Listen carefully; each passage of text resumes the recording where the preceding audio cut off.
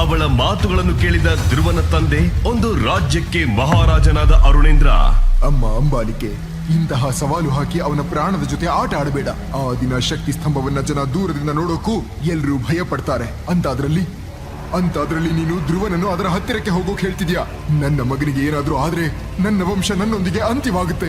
ಚಿಕ್ಕೋಳೆ ಆದ್ರೂ ನಿನ್ನ ಕಾಲ್ ಹಿಡಿದು ಬೇಡ್ಕೋತೀನಿ ಎಂದು ಕಣ್ಣೀರು ಹಾಕ್ತಾ ಕೈ ಮುಗಿದು ಮೊಣಕಾಲೂರಿ ಕೂತು ಅಂಬಾಲಿಕೆ ಹತ್ರ ಬೇಡಿಕೊಂಡರು. ಚಿಕ್ಕ ವಯಸ್ಸಿನಿಂದಲೂ ತನ್ನ ತಂದೆ ಎಲ್ಲರಿಗೂ ಆದೇಶಗಳನ್ನು ನೀಡುತ್ತಿದ್ದರು, ತಪ್ಪು ಮಾಡಿದವರಿಗೆ ಶಿಕ್ಷೆ ನೀಡುತ್ತಿದ್ದರು.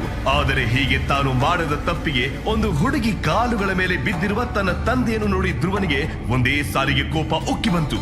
ಇದೆಲ್ಲವೂ ತನ್ನಿಂದಲೇ ಆಗ್ತಿದೆ ಅಂತ ಅನ್ಕೊಂಡು ಕೆನ್ನೆಗಳಲ್ಲಿ ಹರಿಯುವ ಕಣ್ಣೀರನ್ನು ಒರೆಸಿಕೊಳ್ಳುತ್ತಾ, ಅಪ್ಪ ಎದ್ದೇಳಿ, ನನಗಾಗಿ ನೀವು ಯಾರ ಕಾಲುಗಳ ಮೇಲೂ ಬೀಳೋ ಅವಶ್ಯಕತೆ ಇಲ್ಲ. ನಾನು ನಿಮ್ಮ ಮಗ.